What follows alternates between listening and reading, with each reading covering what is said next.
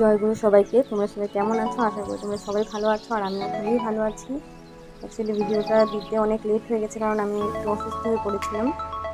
দেখো, আজকে ভিডিওটা হলো বিয়ের দিনের ভিডিও।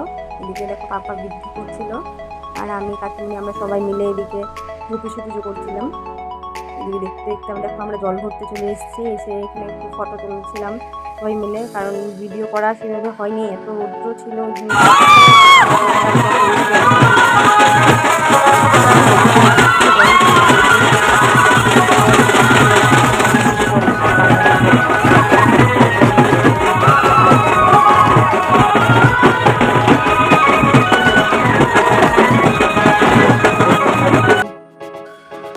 এসে পড়েছি আমরা জল ধরতে দিয়ে। আজকে মা আসেনি, মার ঘরে একটু কাজ থেকে বড় কাকিমুনি আর সবাই মিলে এসেছে।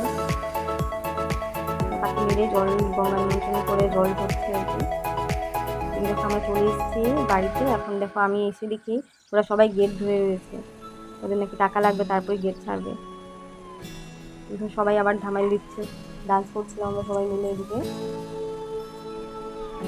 খুব হুলস্থুল, মানে একটু কোনো সেই নেই, মানে একটু ডান্স পেলেই আর কি ডান্স আমাদের শুরু হয়ে যায়।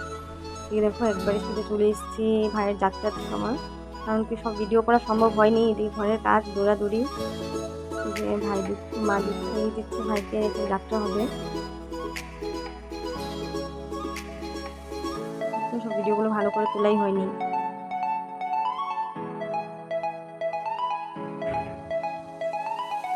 যাত্রা হচ্ছে এখন, এই সময়টা আমি ছিলাম না, ওই ভিডিও থেকে ছিলাম, ভিডিওটা অন্য কেউ করেছে। চলে এসেছি আমরা বাড়িতে,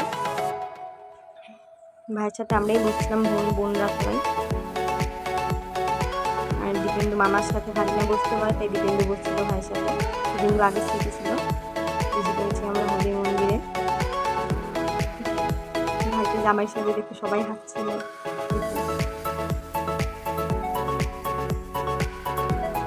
এসে পড়েছি আমরা বিয়েতে, সাত পাক হচ্ছে, মালা বদল শুরু হয়ে গেছে। দেখো দেখো কি কাণ্ড, ভাইকে সবাই মিলে উপরে উঠে দিচ্ছে।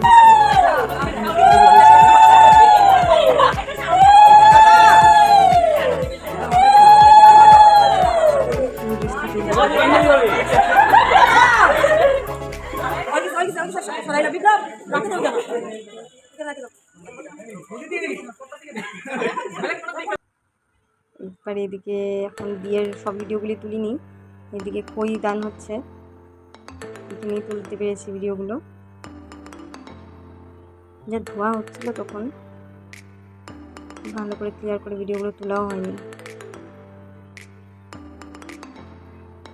বিয়েটা মন্দিরের বিয়ে তো এত সময় লাগেও না, পট করেই শেষ হয়ে যায় বিয়েগুলো। মন্দিরের বিয়ে কারণ ঘরে বিয়ে করলে অনেক রিচুয়ালস মানা হয়, করা হয়, মন্দিরে এতটা নিয়ম মানে না আর কি, অনেক কিছু করা হয় না। বিয়ে শেষ হয়ে যায়, এখন একবার সাক্ষাৎ হচ্ছে, একটু পরে যোগদান হবে।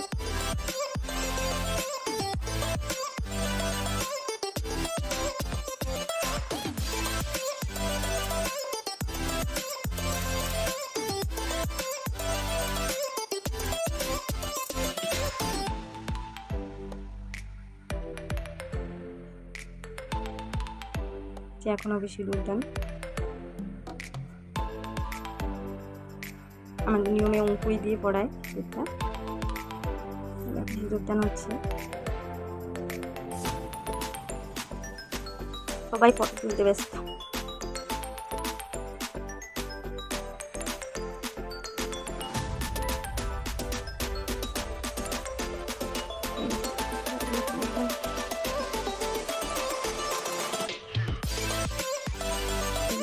দীপেন্দু